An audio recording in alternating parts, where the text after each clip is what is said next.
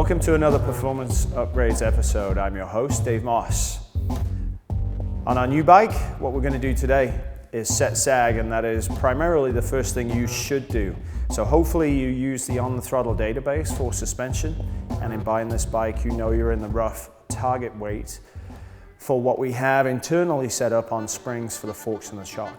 So today we're going to measure sag. Now, as always with every episode, there are lots of ways to do different things. And we would encourage you, the audience, to go ahead and email us with any tips or suggestions you've had in doing this yourself to OnTheThrottle.TV so we can post that after the webisode. Okay, now let's talk about the suspension components on the bike. In terms of the forks and the shock has one spring, the forks have one spring in each leg. Now most sport bikes have a spring where the rate is what we call linear. No matter how hard you compress it or how soft you make it, it will always have the same rate. So then when we set sag, what we are doing is shrinking or enlarging the spring based on the tension we put on it. What that will do is add resistance or allow for further travel based on an individual's weight. It won't change the rate of the spring, so bear that in mind. However, that would change if we had progressive springs and we're using those, but in this instance on this particular sport bike, we're not. So remember, the rate of the spring doesn't change. Also realize that on this particular bike, the rear spring is not matched to the front spring, so we have two basically different rates. So when we install the settings for sag on this bike, they're not going to match front and rear in what we need to do based on the way this is constructed and the springs that are put onto this bike.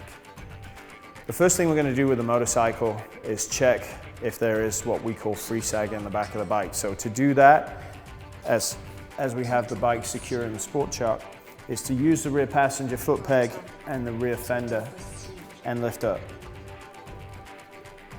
Now, as you can see, there's virtually no free sag here, so the bike is sitting what we would call topped out at its maximum length.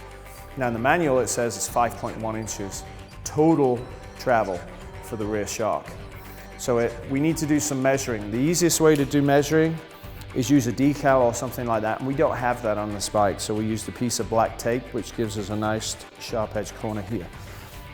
So what we'll do is measure in as straight a line as possible using the casting on the swing arm up to the top here, which gives us 24.25 inches. We know the bike's topped out. So before you put somebody on the bike, the first thing you need to check is that we have the right amount of free play in the chain. If the chain is rigid and you sit someone on the bike, the shock isn't going to travel to its natural stopping point based on the person's weight. So in this particular model, you go right beneath the bolt that holds the guide for the chain, pull the chain up, and it should touch underneath on the bottom of the swing arm. So that's perfectly set up. We can go ahead, put Dave on the bike, and now measure the bike knowing there's free play in the chain and the shock will travel naturally to its resting point. So let's get on to measuring the bike with 3 different riders of different weights. So Dave, come on, jump on the bike for us. Now a couple things are important here before we measure. One is that you should be in full gear, whatever that means to you. A backpack, leather jacket, leather pants, boots. What you should be wearing is what you would normally wear when you ride the bike. That way when we measure the sag setup, we know what we're measuring is how you're going to ride the bike every time you get on it. So we had 24.25 inches, we're at 23.5 inches, and the general rule of thumb, just for a starting point, in the back of the bike is 1.25 inches to 1.5 inches. So we are really stiff on this bike, really stiff. So now we've got to go in, change the settings on the shock to allow the correct measurement. So Dave, off you get, we've got a lot of work to do. So now at 3/4 inch of sag, we've got to go into the shock and change the settings. Now we have a specialty tool here to be able to do that and allow us to do the job quickly and simply. Your toolkit may come with something looking like this, either in a 1 or 2-piece setup.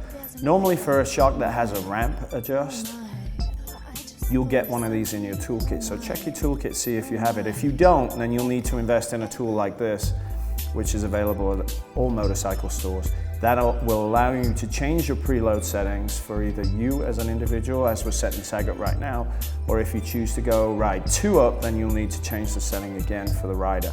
So first thing is use the tool, spin off the upper lock ring so I can then move the lower ring, and then we'll guess at a setting, put Dave back on the bike, and then adjust it from there to get it dead on.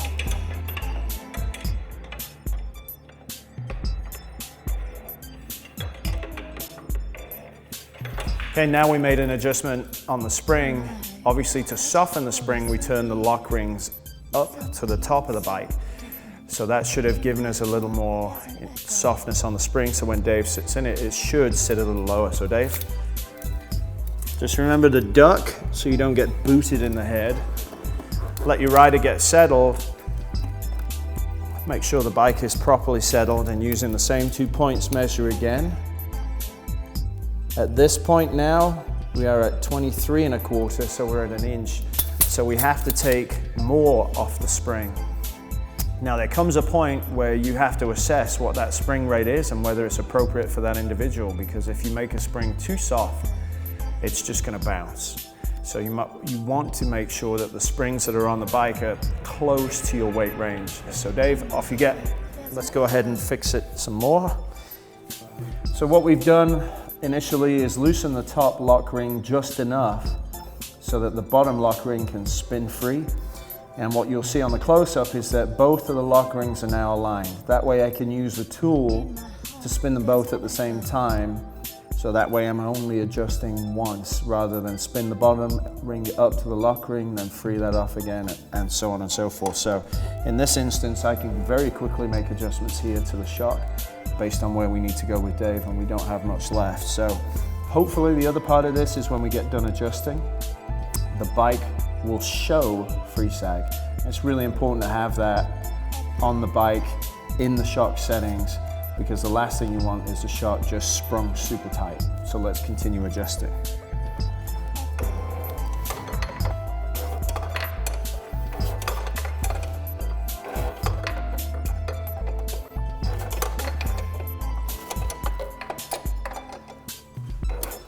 That should do it. That should be enough. So let's get Dave back on the bike, remeasure where we're at now, and we should be in the ballpark range. Now Dave doesn't have all of his gear with him, so if we get this somewhere around 1 1/4 inches, 1 3/8 inches, we should be right in the ballpark. And the other thing to remember too, that the bike is stone cold, so the oil's really cold, but we'll get into the hydraulic section in a little while. So now after our second adjustment, let's see how close we've got it. Oh my, I just thought of something. So that gave us an extra 1/8. So with Dave in his gear, we're gonna be probably just over 1 1/4 inches with his, because he rides in a full leather suit, boots, helmet, gloves, bag protector. So that's gonna obviously add a lot more weight, somewhere in the region of 15 to 20 pounds, depending on who manufactured the gear and how thick the leather is. So for now, we're right in the ballpark where we need to be. So we'll take Dave off the bike, and what we have to do last is take that upper lock ring and tap it back to securely lock it against the lower ring with a hammer and a screwdriver. Now we're going to move on to the front of the motorcycle. So again, have your rider sat in their normal position, reach up, grab the top of the fork of the triple clamp and pull the fork down. Let the bike settle where it belongs. Now, again, from the manual, we know there's 4.7 inches of travel available, and you're looking at 25% of that travel. So if we say we're looking for somewhere in the region of 1.5 inches less, so 4.7 will put us right at around 3 to 3.5 inches for argument's sake. So let's see where we're at right now. So with Dave on the bike, we are at 3.25 inches. Now this gap here, obviously if we top the bike out and lift it up off the ground, this from here to here will measure 5 inches of total travel available, or 4.7 as it lists in the manual. So at 3.25, this is very soft. So what you want to do is match front to back in terms of spring tension to keep the bike balanced. So what we're going to do is add some spring preload to this, because we want to stiffen the front and increase this gap here to roughly 3.5 inches. So let's get that done right now. So Dave, go ahead, sit back. So now to add spring preload, the blue nut that you see on top of each fork adds preload to the spring. Now, what we've got with the speed wrench, we'll go ahead, add some turns, but what you do to one fork, you must do to the other. So because we know it's soft, we want to add preload, we're going to go clockwise and I'm going to put 6 turns in.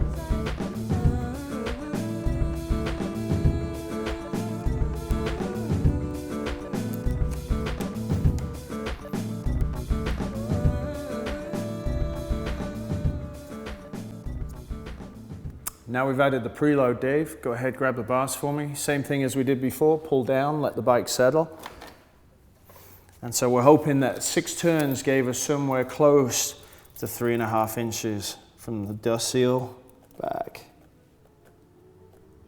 And that's actually dead on. So now we've got the spring tension roughly equal front to back. We're looking at probably 1.25 inches in the back and somewhere in 1.5 inches in the front. So that gets the chassis balanced to the individual's weight. So now let's move on as we've set the spring tension to go ahead and work on the hydraulics of the bike. Now in this instance, you're just going to balance the motorcycle and I'm going to hold the front brake, but I'm going to push down on the forks as hard as I can to let the fork work fluidly on its own with as much natural movement as possible. If you try this at home, obviously it's something that's extremely difficult. It took me 2 days to learn how to do this. And when you watch other suspension professionals do this, it seems like they're making these things happen, but it takes a lot of work to do that. So by all means, try it at home, making sure you don't ever let go of the front brake and obviously you don't drop the bike. But if you've got the bike balanced this way, you're gonna hold the front brake on, pull the bike steady, you will lift up first. And then with as much force as you can generate, you'll put that energy through the plane of the forks, not straight down because you won't put the energy through the fork itself. And then you've got to let it naturally rebound by itself. So let's see what we get out of it with the current rebound setting that's in this fork. And once more. So you can see with the current rebound setting that's in this, when I push on the fork, it just rocks backwards and forwards, which a lot of people call a pogo. So as you're driving down the road and you hit a bump, it's gonna hit the bump and then continue to do this till it settles out. Well, no road is perfect and they're all full of bumps. So the entire time you are riding the bike, the thing's doing this. So we have the option to control that on top of the forks with rebound adjustment. Clearly there's nowhere near enough adjustment in this because the fork's moving completely on its own with no control. So what we're going to do is go ahead and add rebound to it and see what we can get in terms of control over that rebound motion. So we'll take it all the way to the right till it stops and bring it half a turn back on both screws. And let's see what we get now. So you can see the bounce out of the front end has gone completely. So when the front forks hit a bump, it hits the bump, responds, and then settles immediately. So the trick and the most important thing for your street bike is that front and rear rebound is in perfect harmony. Now we can get it close here in the shop at OTT, but the bottom line is you've got to ride the bike because when oil gets hot, the viscosity of the oil changes and it'll thin up a little bit. And obviously, the older the oil is, the thinner it's going to get. So what you need to do, put a baseline in it as we're going to do here, go out and ride for 20 miles or so, and then see is the bike responding the same way front and back.